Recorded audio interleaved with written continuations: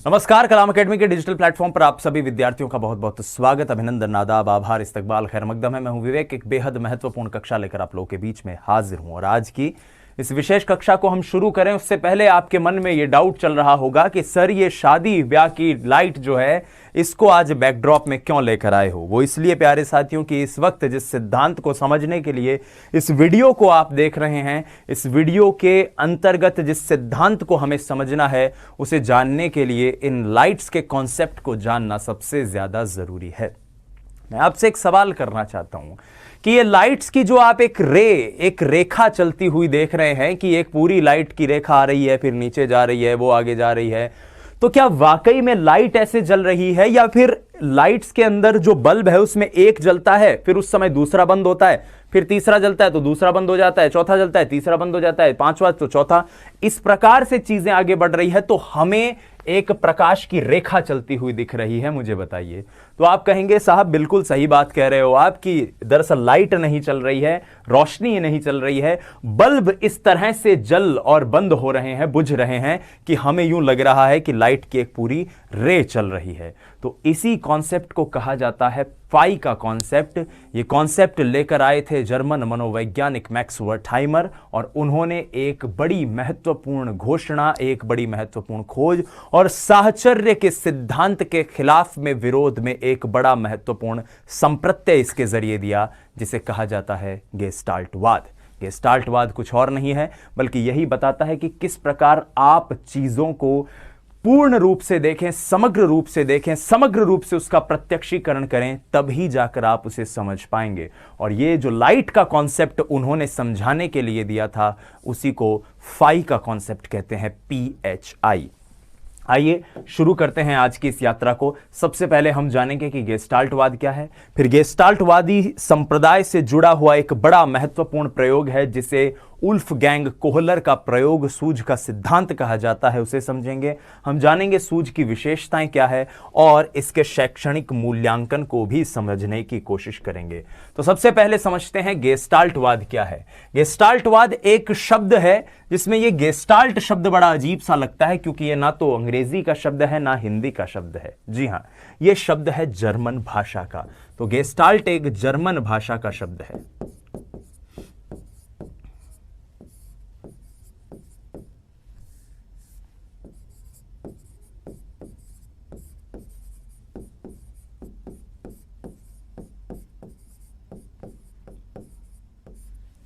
क्या होता है इसका अर्थ?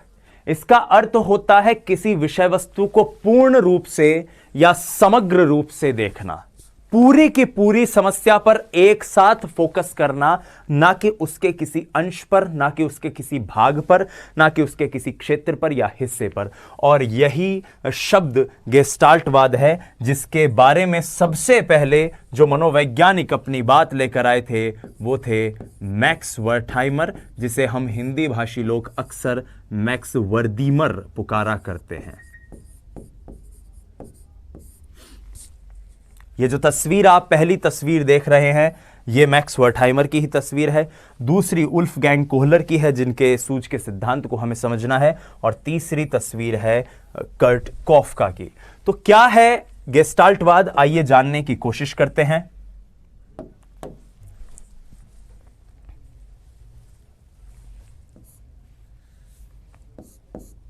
जैसा कि मैंने बताया, किसी वस्तु को छोटे छोटे भाग में न देखकर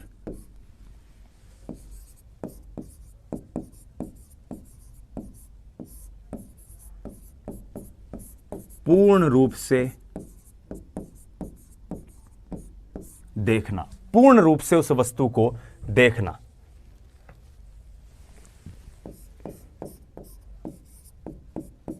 बालक जब अधिगम करता है, यानी जब कुछ भी सीखता है, तो वस्तु के समग्र पक्षों का एक साथ प्रत्यक्षीकरण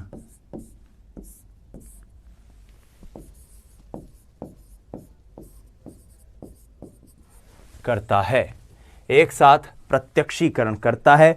और इसी के लिए अंग्रेजी में एक शब्द आया, whole is greater than part.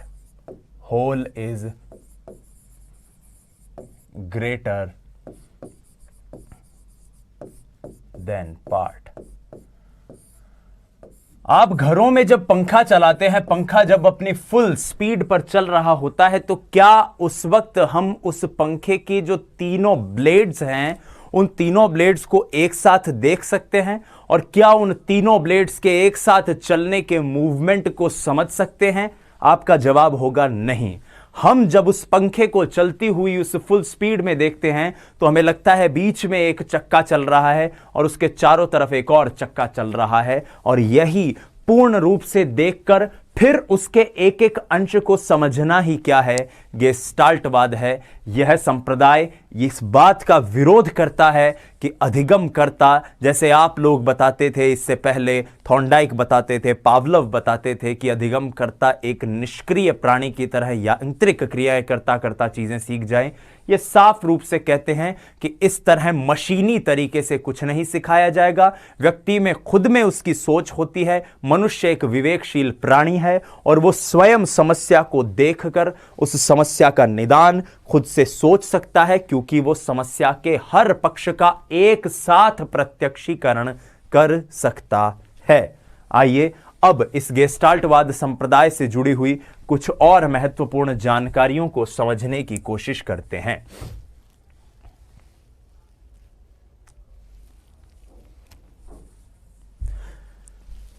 गेस्टाल्टवाद को आपने समझा, उसके साथ साथ यह भी जरूरी है कि गेस्टाल्टवाद से जुड़े हुए कुछ महत्वपूर्ण बिंदु हमें पता होने चाहिए।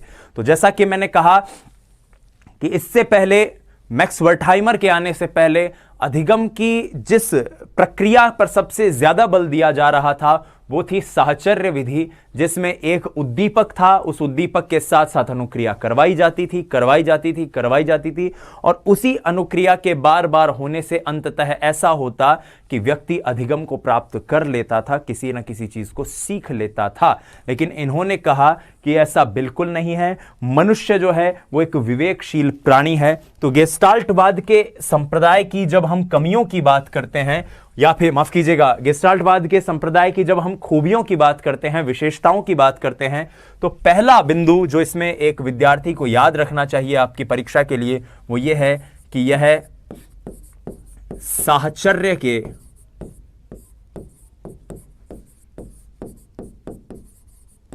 विरोध स्वरूप अस्तित्व में आया। साहचर्य विधि, एसोसिएशन विधि जो बात करती है कि एक उद्दीपक और अनुक्रिया के बीच में आप एक पूरे अधिगम को डिफाइन कर सकते हैं, परिभाषित कर सकते हैं, लेकिन इन्होंने तो साहचर्य विधि का ही खंडन कर दिया। तो जब साहचर्य विधि का खंडन किया है तो आप मान लीजिए कि यह उद्दीपक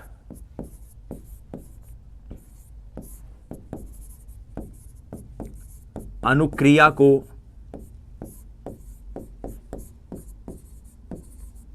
व्यर्थ मानता है, यह उद्दीपक अनुक्रिया को व्यर्थ मानता है। जो उद्दीपक अनुक्रिया को व्यर्थ मानता है वो इंद्रिय संवेदन को भी व्यर्थ मानेगा।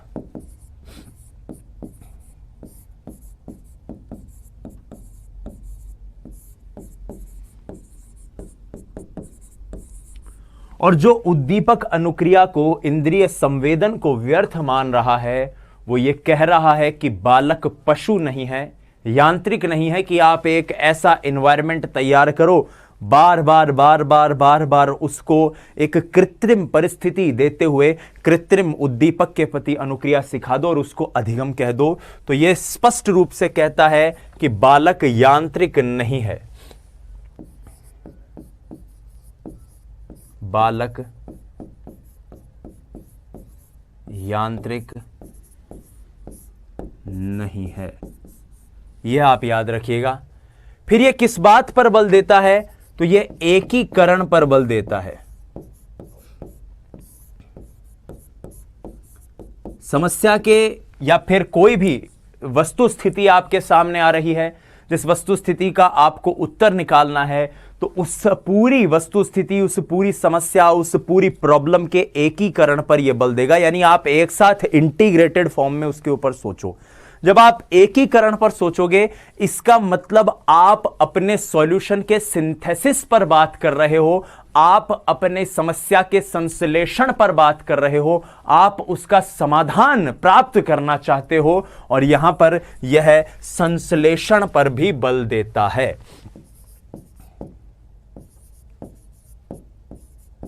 संश्लेषण पर बल देगा।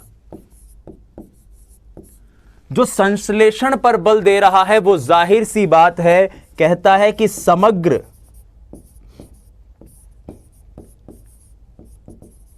परिस्थिति के प्रत्यक्षीकरण द्वारा अनुक्रिया संभव है।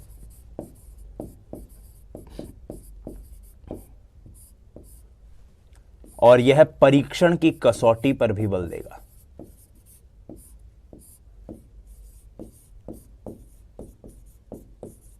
तो ये इतनी चीजें हैं जो हमें गेस्टाल्टवाद के जरिए याद रखनी चाहिए। पहली और सबसे महत्वपूर्ण कि साहचर्य के विरोध में यह आया, जो कहता है अंशकालिक रूप से या केवल समस्या के एक छोटे हिस्से पर विचार करके समस्या का समाधान नहीं किया जा सकता।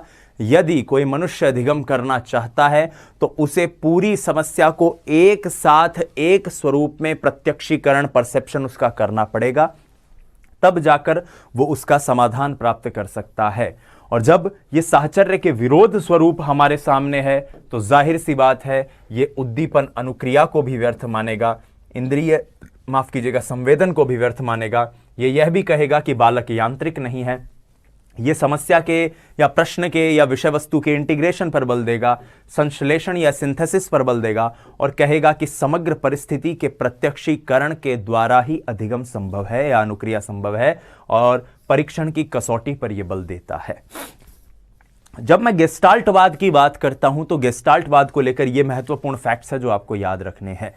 लेकिन गेस्टाल्टवाद को याद रखने के साथ साथ आपको याद रखना चाहिए इस महान मनोवैज्ञानिक को, जिनकी तस्वीर इस वक्त बीच में आप देख रहे हैं, जो एक जर्मन मनोवैज्ञानिक है और इनका नाम होता है वुल्फगैंग कोहलर।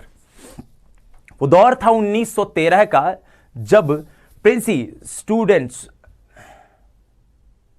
जब यहां से कट लगेगा,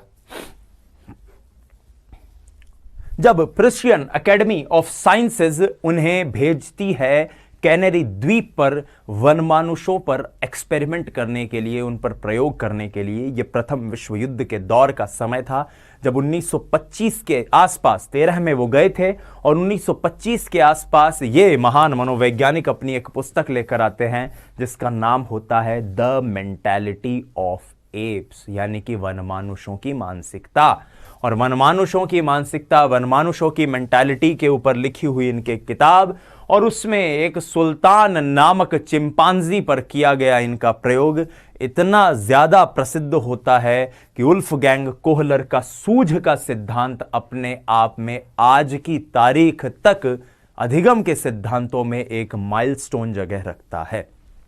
तो यहां पर एक और बात हमें पता चली कि वुल्फगैंग कोहलर, जिसका सिद्धांत अब हम पढ़ने जा रहे हैं, वुल्फगैंग कोहलर का सिद्धांत है सूझ का सिद्धांत, जिसे हम अंतर्दृष्टि का सिद्धांत भी कहते हैं, जिसे हम इनसाइट थ्योरी भी कहते हैं। आइए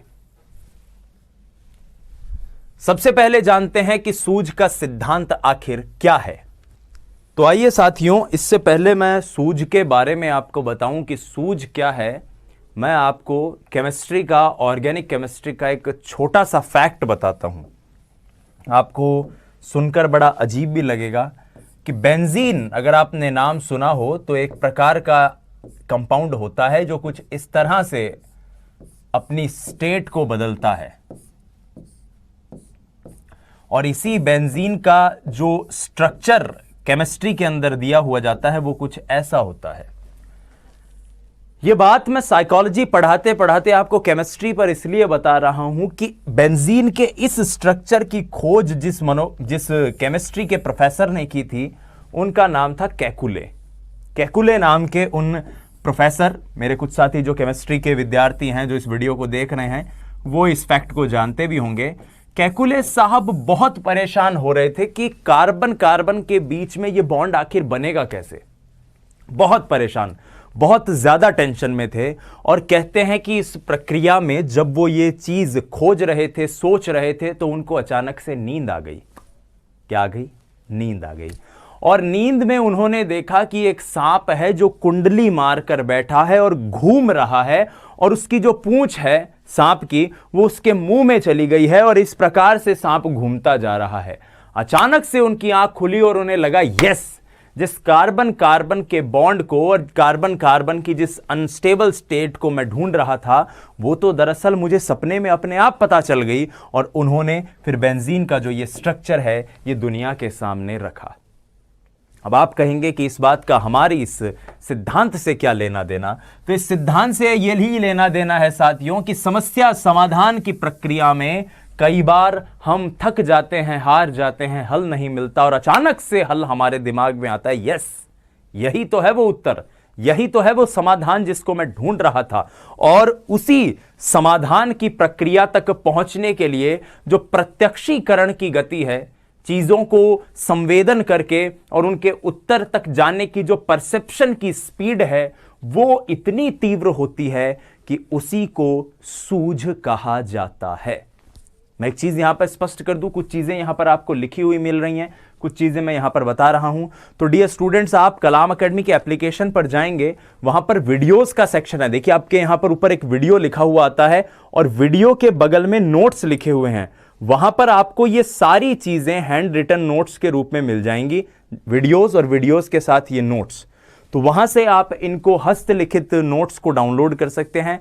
आप उन नोट्स को देखिए, उनका प्रिंट आउट भी ले सकते हैं, और यहां पर उन नोट्स को पढ़ के फिर आप वीडियो देखिए, ताकि आपको और बेहतर ढंग से चीजें समझ में आए।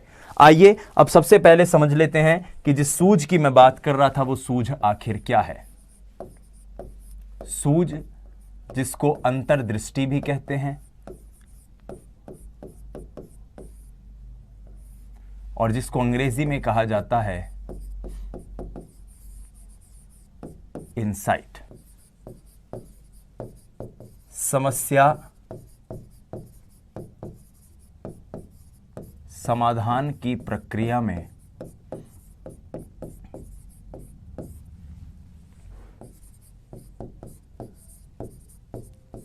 कई बार अचानक से कोई हल दिमाग में आता है, तब प्रत्यक्षीकरण की गति में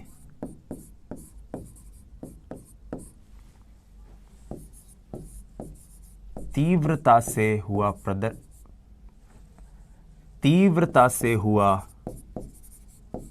परिवर्तन सूझ कहलाता है।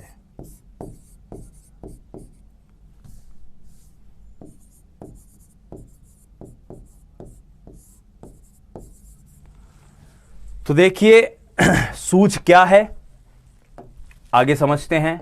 मैंने बताया कि किस तरह से अचानक से कोई हल आपके दिमाग में आया, और वहां से आपका जो प्रत्यक्षीकरण था उस समस्या को लेकर, उसकी गति में अचानक से वृद्धि हुई, वो गति अचानक से तेज हुई, और वही जो परिवर्तन हुआ उसकी गति में, वही परिवर्तन सूझ है। तो सूझ वास्तविक परिस्थिति का आकस्मिक, निश्चित और तात्कालिक समाधान है। तात्कालिक समाधान है, ये चीज आप ध्यान रखिएगा। ये जो स्टेटमेंट है, ये गुड का दिया हुआ है, गुड का कथन है। अधिगम की यह प्रक्रिया समग्र परिस्थिति के प्रत्यक्षीकरण के आधार पर घटित होती है। जो समग्र परिस्थिति है, जो पूरी परिस्थिति आपके सामने है, उस पूरी परिस्थिति को आप पूरी तरह से उसका परसेप्शन करें, उसे देखें, समझें और फिर उसी के आधार पर यह समस्या घटित होती है। माफ कीजिएगा, यह समाधान जो है आपकी समस्या का, वो समाधान आपको मिलता है या सूझ जो है वो आपको मिलती है। सीखना यांत्रिक नहीं है। मैं एक बार फिर बता दूं कि इससे पहले के जो मनोवैज्ञानिक थे, पावलव थे, थॉर्नडाइक थे, व्यवहारवादी थे, साहचर्य की बात जो करते थे, वो अधिगम को एक यांत्रिक प्रक्रिया मानते थे, एक मैकेनिकल प्रोसेस मानते थे। लेकिन गेस्टाल्टवादियों का मानना है कि अधिगम एक अन्वेषणात्मक यानी कि एक्सप्लोरेटरी प्रोसेस है।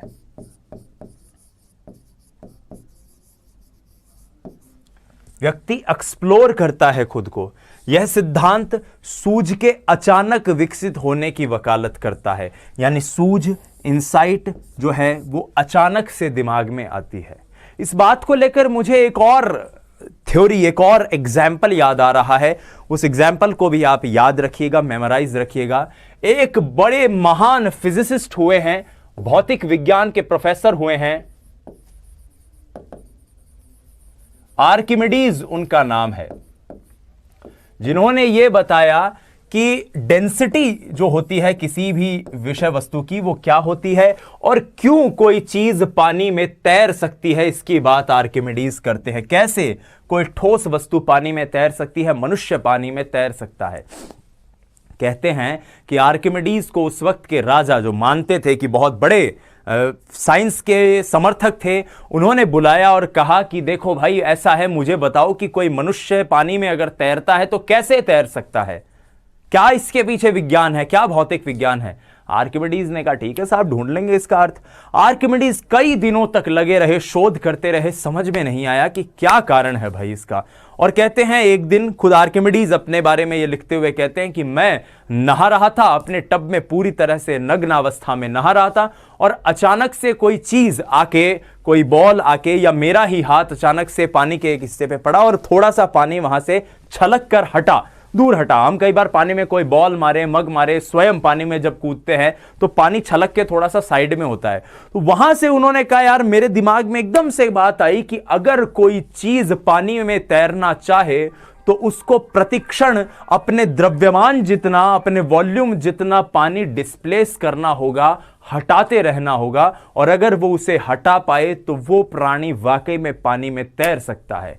इस बात के आते ही उनके मुंह से एक शब्द निकला, यूरेका, यूरेका, यूरेका। यूरेका मतलब मिल गया, यूरेका मतलब मिल गया। और कहते हैं नग्नावस्था में ही आर्किमिडीज ने राजा के दरबार की तरफ दौड़ लगा दी कि राजा साहब, जिस समाधान को हम परेशान होकर खोज रहे थे वो तो अचानक से मिल गया।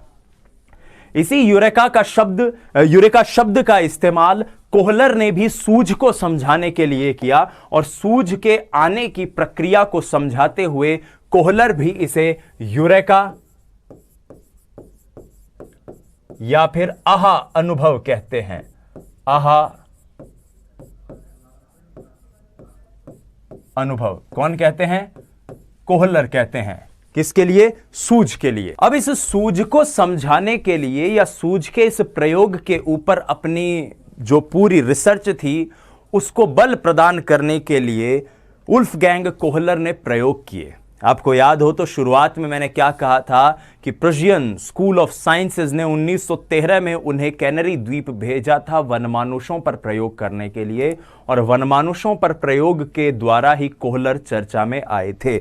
आइए पहले कोहलर की वो वीडियो फिल्म देखते हैं जिसके जरिए हम कोहलर के वनमानुषों के प्रयोग को समझेंगे और उसके बाद उस प्रयोग से जुड़ी हुई कुछ महत्वपूर्ण जानकारियों को समझेंगे। मैं एक बार पुनः दोहरा दूं कि कोहलर का ऐसा मानना था कि सूझ या इंसाइट या अंतर्दृष्टि के जरिए अचानक से किसी समस्या का समाधान हमें मिलता है और वो समस्या पूरी तरह से हल की जा सकती है। और इसी बात को कोहलर ने चिंपांजियों पर अपने प्रयोग के जरिए समझाया। कोहलर जो प्रयोग कर रहे थे उस प्रयोग में एक महत्वपूर्ण चिंपांजी था जिसका नाम था सुल्तान। सुल्तान बड़ा ही बुद्धिमान था, तो एक प्रकार की समस्या जो सबके सामने रखी गई, देखा गया कि सुल्तान उस समस्या का बहुत ही शानदार तरीके से हल ढूंढ लेता था। पहले प्रयोग में कोहलर ने क्या किया कि एक छत पर कुछ केले लटका दिए और नीचे कुछ बक्से रख दिए। हालांकि ये बड़ी डिस्टॉर्टेड सी फिल्म है, लेकिन आप इस वक्त ध्यान से देख पा रहे होंगे कि ये वनमानुष जो है ये डब्बे के ऊपर डब्बा रखने की कोशिश कर रहा है ताकि वो किसी प्रकार से उस केले को पकड़ पाए। कोहलर ने दूसरे प्रयोग में एक पिंजरे के बाहर केला रखा और सामने छड़ी रख दी, तो देखा कि चिंपांजी छड़ी के सहारे से केलों को सरका रहा था पहले प्रयोग में। दूसरे प्रयोग में उसके पास छोटी छड़ी रख दी, केले के पास बड़ी छड़ी रख दी, तो चिंपांजी ने छोटी से बड़ी छड़ी को सरकाया और बड़ी छड़ी से फिर केले को सरकाया। तीसरे प्रयोग में क्या किया कि दो छोटी छोटी छड़ी रख दी और चिंपांजी ने दोनों छड़ियों को एक दूसरे से जोड़ा, आप यहां देख सकते हैं, और फिर केले को सरका लिया। तो इस प्रकार से बहुत सारे प्रयोग एक वनमानुष की सूझ को, बुद्धिमत्ता को, इंटेलिजेंस को, अंतर्दृष्टि को समझने के लिए किए। और यहां पर आप देख पा रहे हैं कि किस प्रकार से वनमानुषों का यह समूह उस केले के टुकड़े को या केलों को जो ऊपर लटके हुए हैं उन्हें प्राप्त करने की कोशिश कर रहा है, उन्हें पकड़ने का प्रयास कर रहा है। आप देख सकते हैं, देखिए यहां पर ये छड़ी का प्रयोग कर रहे हैं कि क्या पता छड़ी के जरिए इन केलों को प्राप्त कर सके। तो कोहलर के अनुसार यही सूझ है, यही अंतर्दृष्टि है जिसका अकस्मात रूप से प्रादुर्भाव होता है, जो अचानक से आती है और अचानक से हमें समस्या का समाधान मिल जाता है। आइए अब सूझ के बारे में कुछ और महत्वपूर्ण तथ्यों को जान लेते हैं। ये तथ्य यहां पर आपको रिटन स्वरूप में मिलेंगे, लेकिन आपको जो इस वीडियो के साथ पीडीएफ नोट्स दिए जा रहे हैं उसमें बहुत अच्छे तरीके से हस्तलिखित स्वरूप में ये आपको मिल जाएंगे। सबसे पहले इस महत्वपूर्ण पॉइंट को समझिए कि व्यक्ति जब भी कुछ भी सीखता है, यह बात आप एक तरह से मैं कह सकता हूं कंठस्थ कर लीजिए जब आप गेस्टाल्टवाद को पढ़ रहे हो, जब आप कोहलर के सिद्धांत को पढ़ रहे हो, कि जब भी कुछ भी सीखता है तो वो पूरी समस्या के सभी पक्षों का प्रत्यक्षीकरण करता है। जैसे वनमानुषों का जो प्रयोग हमने देखा, तो वनमानुषों के पास केले थे, वनमानुष नीचे जमीन पर थे, उन्हें पता था कि उनकी जो हाइट है वो इतनी नहीं है कि वो छूकर केलों को प्राप्त कर सके, लेकिन कहीं उन्हें यह पता था कि वहां बगल में जो एक डब्बा रखा हुआ है, इस डब्बे को मैं जमीन पर रख दूं और मैं अगर उस डब्बे पे चढ़ जाऊं तो अचानक से मेरी हाइट थोड़ी सी बढ़ जाएगी और फिर शायद मैं उस केले तक पहुंच पाऊं। और यही चीज है कि जब तक आप पूरी समस्या का प्रत्यक्षीकरण नहीं करेंगे, जब तक आप पूरी समस्या के हर एक बिंदु को एक साथ नहीं समझेंगे, तब तक आप समस्या समाधान नहीं करते। और यही बात इसमें लिखी हुई है कि उसमें निहित संयोगों और संयोजन का, कनेक्शन का पूरे तरीके से विश्लेषण करता है। और इसी की बात इस प्रक्रिया के जरिए समझाई गई है कि सूझ की प्रक्रिया कैसे आती है। सबसे पहले पहचानना, किसे? समस्या को। हमारी समस्या क्या है? वनमानुष की प्रक्रिया में समस्या थी केलों को प्राप्त करना। फिर उसमें आपको स्पष्ट रूप से पता हो कि वहां पर समस्या को हल करने के लिए आपको किन किन चीजों की आवश्यकता है, और वो स्पष्टता जब तक आपके साथ में आपकी समस्या को लेकर नहीं होगी, उस समस्या के समाधान में जो भी उपकरण उपस्कर आपको चाहिए उनको लेकर नहीं होगी, तब तक सूझ का प्रादुर्भाव नहीं होगा, तब तक सूझ का प्रकटीकरण नहीं होगा। अब जैसे ही स्पष्टता आती है, स्पष्टता होती है, या स्पष्ट व्यक्ति के दिमाग में एक तरह से स्पष्टता आ जाती है कि उसे क्या करना है, उसके बाद आपको समझना होगा कि आपके आसपास, आपकी परिस्थिति में, आपके वातावरण में, परिवेश में ऐसा कौन सा संयोग है, ऐसी कौन से रिलेशंस है जिनके जरिए आप इस चीज को प्राप्त कर सकते हैं। जैसे वनमानुष के प्रयोग की बात करें तो वनमानुष को यह समस्या की पहचान थी कि उसे केलों को प्राप्त करना है। उसे यह बात भी स्पष्ट थी कि वो स्वयं उस केलों को उछलकर या केवल हाथ ऊपर करके प्राप्त नहीं कर सकता, लेकिन उसे यह बात भी समझ में आ गई थी कि पास में जो छड़ी है रखी हुई है, या पास में जो डब्बा रखा हुआ है, बक्सा रखा हुआ है, वो बक्सा उस जमीन से, उस समतल से कुछ ऊंचाई पर है। यानी उस बक्से को अगर मैं इधर ले आऊं और यहां मैं अगर उस बक्से पर खड़ा हो जाऊं तो शायद मेरी हाइट भी बढ़ जाए। और ये सूझ, ये अंतर्दृष्टि जब उसके अंदर आई, ये जब उसने समझा, तो उसको सफलता भी प्राप्त हो गई। यहां पे सूझ की प्रक्रिया के ये जो 4 चरण है, पहचान, स्पष्टता, समझ और सफलता, मैं उम्मीद करता हूं कि आपको ये चारों चरण अच्छे से समझ में आ गए होंगे प्रिय विद्यार्थियों। और इसी की बात हम सूझ के सिद्धांत में कोहलर की इनसाइट थ्योरी में करते हैं।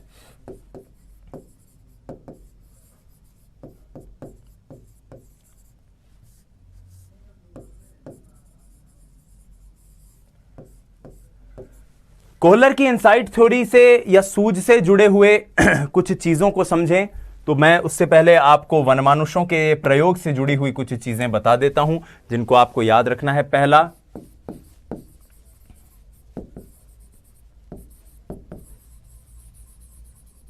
Prussian academy of sciences, number 1। Number 2, 1913 में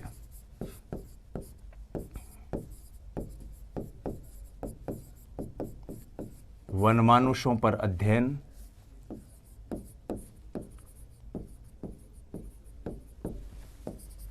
1925 में मेंटालिटी ऑफ एप्स, ये उनकी पुस्तक थी जिसका प्रकाशन हुआ। और जिस वनमानुष को सबसे ज्यादा सफलता मिली उस वनमानुष का नाम था सुल्तान। सुल्तान वो वनमानुष था जिसने केलों को प्राप्त करने में सबसे ज्यादा सूझ का इस्तेमाल किया। अब आइए सूझ की विशेषताएं जानते हैं। कोहलर के ये प्रयोग के बारे में आपको मैंने वीडियो फिल्म दिखाई है। इस प्रयोग के बारे में जो डिटेल्ड इंफॉर्मेशन है वो आपको पीडीएफ नोट्स में मिल जाएगी जो इस वीडियो के साथ संलग्न है। बहरहाल आप अभी सूझ की विशेषताओं को समझने की चेष्टा कीजिए मेरे साथ। सबसे महत्वपूर्ण विशेषता जब हम सूझ को समझते हैं कि सूझ के आने के लिए उसके लिए उपयुक्त परिस्थिति का बनना आवश्यक है। जब तक वैसी परिस्थिति ही नहीं होगी तब तक सूझ नहीं आ सकती। सुल्तान जिसको उस कमरे में बंद रखा था और अगर वहां पर बक्सा होता ही नहीं तो क्या हम कल्पना कर सकते हैं कि सुल्तान कभी सोच पाता कि मैं इसके ऊपर चढ़कर अपने केलों को प्राप्त कर सकता हूं? नहीं, कभी नहीं, किसी भी सूरत हाल में नहीं। दूसरी चीज, परिस्थिति के बनने के साथ जो चीज सबसे ज्यादा जरूरी है वो है परिस्थिति का प्रत्यक्षीकरण, परसेप्शन। आप कहेंगे कि प्रत्यक्षीकरण क्या होता है सर, इतनी बार हमने सुन लिया इस शब्द को। तो 2 चीजें होती हैं मित्रों। मैं यहां पर मानसिक विकास से जुड़े हुए 2 संप्रत्यय आपको बताना चाहूंगा। एक है संवेदन और दूसरा है प्रत्यक्षीकरण। एक है सेंसेशन, दूसरा है परसेप्शन, और इन दोनों का बड़ा ही व्यापक अर्थ है, इसे जानिए। संवेदन का अभिप्राय है कि व्यक्ति अपनी ज्ञानेंद्रियों से कोई सूचना ग्रहण करे, और प्रत्यक्षीकरण से अभिप्राय है कि ज्ञानेंद्रियों से जो सूचना व्यक्ति ने ग्रहण करी है, मस्तिष्क उस सूचना का पूरी तरह से कंपाइलेशन करे और मस्तिष्क उस पूरी सूचना को एक तरह से चेक करे, स्टडी करे, प्रोसेस करे, एक तरह से प्रसंस्करण करे उसका कि एक्चुअली हो क्या रहा है। साधारण भाषा में बात करूं तो आप गली से जा रहे हैं, किसी के घर की खिड़की जो कि रसोई की खिड़की है वो बाहर खुलती है और वहां से एक बड़ी खुशबूदार महक आई और आपके जो ज्ञानेंद्रियां हैं उन्होंने संवेदन किया कि यह किसी व्यंजन की महक है, बस यह एक महक है। लेकिन प्रत्यक्षीकरण जब दिमाग कर रहा है तो उसे पता चल गया कि यह महक तो गाजर के हलवे की है साहब। तो प्रत्यक्षीकरण और संवेदन से इतना सा ही अर्थ है। संवेदन का मतलब सहज ज्ञानेंद्रियों के प्रयोग द्वारा किसी सूचना को ग्रहण करना और उस सूचना का जो इंफॉर्मेशन प्रोसेसिंग है वो होकर दिमाग में आपको जब पता चले कि सूचना आखिर क्या थी, यह प्रत्यक्षीकरण है। अब बक्सा तो वहां रख दिया, लेकिन अगर सुल्तान उस बक्से के जरिए यह प्रत्यक्षीकरण ही नहीं कर पाता कि इस बक्से की जो ऊंचाई है वो मैं जिस जगह खड़ा हूं उस ऊंचाई से ज्यादा है, तो कैसे बात बनती। और यहीं से तीसरा पॉइंट आ रहा है कि जो भी अधिगम करता है उसके लिए यह जरूरी है कि समस्या और परिस्थिति में एक संबंध की स्थापना होना भी जरूरी है। जब तक समस्या और परिस्थिति में संबंध ही नहीं बनेगा तब तक कैसे बात बनेगी। मान लीजिए वहां पर बक्से की जगह कोई और अपरेटस रखा हुआ होता, ऐसा अपरेटस जिसको खींच के लाया ही नहीं जा सकता इधर, तो क्या उस समस्या और परिस्थिति में कोई संबंध बन पाता? क्या वो जो सॉल्यूशन वहां पर रखा हुआ था वो वाकई में एक समाधान के रूप में उपयोग में आ पाता? नहीं आ पाता। और इसके लिए एक और चीज कहते हैं कि आपको क्रमिक रूप से, संगठित रूप से संतुलित प्रयास करने चाहिए। समाधान प्राप्ति के लिए आवश्यक है कि आप प्रयास करते रहे। यहां पर हो सकता है आपके मन में एक डाउट आए कि साहब आप शुरू से कहते जा रहे हो कि यह साहचर्य के विरोध में आया हुआ आंदोलन था, साहचर्य के विरोध में आया हुआ संप्रदाय था, तो इस संप्रदाय ने प्रयास के लिए जगह क्यों रखी? यह ऐसा क्यों कह रहा है कि प्रयास करना जरूरी है? क्योंकि खुद कोहलर मानते हैं कि जब हम प्रयास करते रहते हैं, बहुत सारे समाधानों के ऊपर प्रयास त्रुटि करते रहते हैं, तब हमें अपने चिंतन को कुछ क्षणों के लिए विराम देना चाहिए, जिसे उद्भवन नाम से हम जानते हैं।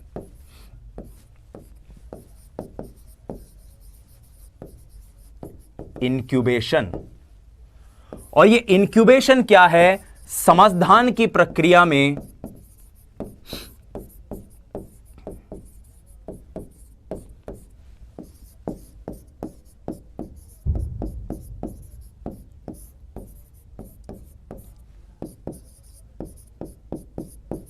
क्षणिक विराम। जब आप क्षणिक विराम देते हैं अपने चिंतन को, तब चिंतन और ज्यादा तीव्र गति से प्रत्यक्षीकरण करता है और वहां पर आपके क्रमिक, संगठित और संतुलित प्रयास आपके लिए स्वयं में, आप तो शारीरिक रूप से, मनोगतिक रूप से कोई कार्य नहीं कर रहे हो, पर चिंतन बड़ी तीव्र गति से होता है और वहीं पे सूझ जो है वो जन्म लेती है, वहीं पे सूझ जन्म लेती है। अब मैं इस तरफ का नहीं, यहां का एक सिद्धांत, यहां का एक बिंदु ले रहा हूं लेफ्ट साइड का, और वो ये है कि सूझ अचानक से आती है, अकस्मात है। इसीलिए ये एक संज्ञानात्मक प्रक्रिया है। अगर ये एक व्यवहारवादी प्रक्रिया होती तो लगातार बार बार आप एक तरह का अनुबंधन करते रहते और अनुबंधन से सूझ आ जाती। नहीं, अनुबंधन की जरूरत नहीं है। संज्ञानात्मक प्रक्रिया है, अचानक से आती है, और अचानक से आती है इसीलिए इसके अंतर्गत संज्ञानात्मक संरचनाएं बनने की प्रक्रिया होती है। संज्ञानात्मक स्तर पर संरचनाएं, कॉग्निटिव लेवल पर संरचनाएं, स्ट्रक्चर्स बनते हैं और तब जाकर सूझ का निर्माण होता है। क्योंकि यह संज्ञानात्मक है, क्योंकि यह अचानक है, क्योंकि यह यांत्रिक, माफ कीजिएगा, साहचर्य के विरोध में है, इसीलिए सूझ यांत्रिक नहीं है। और याद कीजिए पावलव को जब हमने पढ़ा, जब हमने स्किनर को पढ़ा, तब हमने विलोपन की अवधारणा पढ़ी कि अगर समय पर उद्दीपक ना दिया जाए तो सीखी गई अनुक्रिया या अधिगम प्रक्रिया भुलाई जा सकती है, लेकिन सूझ अगर एक बार आ जाए तो उसकी प्रकृति स्थायी होती है। एक बार आने के बाद वो नहीं जाती, वो फिर पूरी तरह आपको याद रहती है। अक्सर ऐसा होता है, टिफिन जो है हम खोलने की कोशिश करते हैं, नहीं खुलता, फिर अचानक से आता है यार टिफिन ही तो है, मारो जमीन के, धड़ से मारते हैं और टिफिन खुल जाता है। ये एक तरह की सूझ है, ये एक तरह की सूझ ही तो है, और इसकी प्रकृति स्थायी है, इसीलिए ये एक परिस्थिति से दूसरी परिस्थिति में स्थानांतरित हो सकती है। गेस्टाल्टवादियों का जो हम सिद्धांत देखते हैं, अधिगम अंतरण का सिद्धांत देखते हैं, जिसको आरोपण का सिद्धांत भी कहते हैं, वो आरोपण का सिद्धांत कुछ और नहीं है बल्कि सूझ का ही एक परिस्थिति से दूसरी परिस्थिति में ट्रांसफर है। क्लियर? फिर जब इस सूझ से इतना सब कुछ हो रहा है तो और क्या क्या हो सकता है?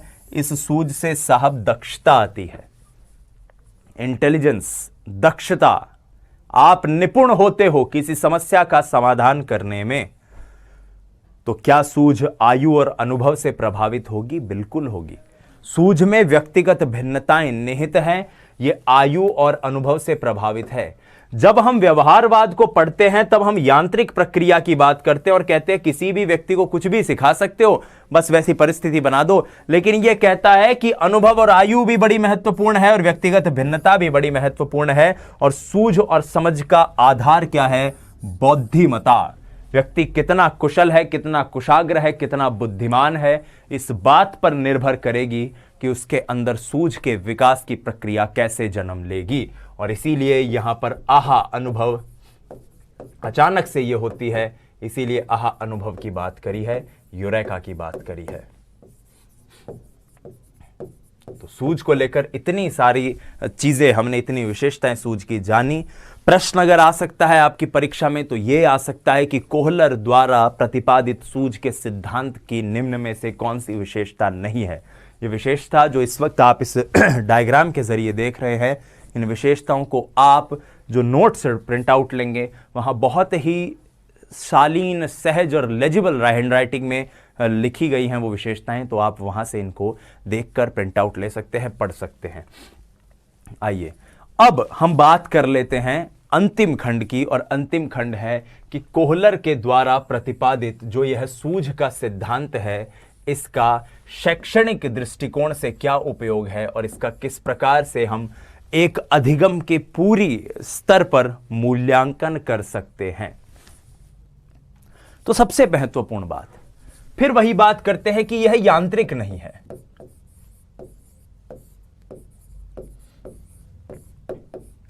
यांत्रिक नहीं है तो इसका संबंध है बुद्धिमत्ता से।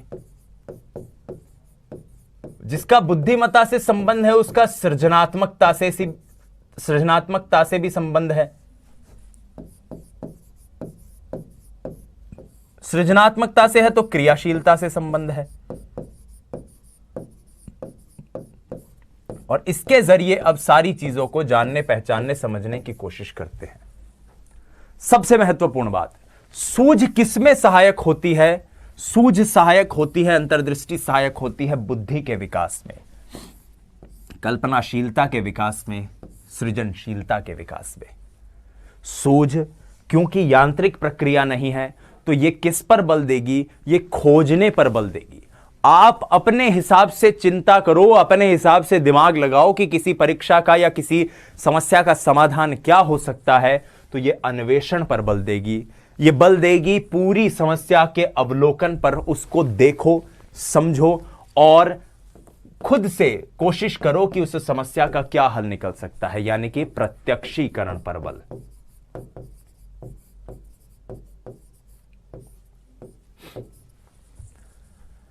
अनुभव के संगठन व पूर्णता पर बल देती है कि आपने पूर्व में अगर कोई अनुभव प्राप्त किया है तो उस अनुभव के संगठित स्वरूप को आप इस्तेमाल कीजिए, संगठित स्वरूप को आप रखिए और फिर उसकी एक तरह से उसका उपयोग कीजिए पूर्ण रूप से समस्या पर, ताकि आपको समाधान मिल पाए।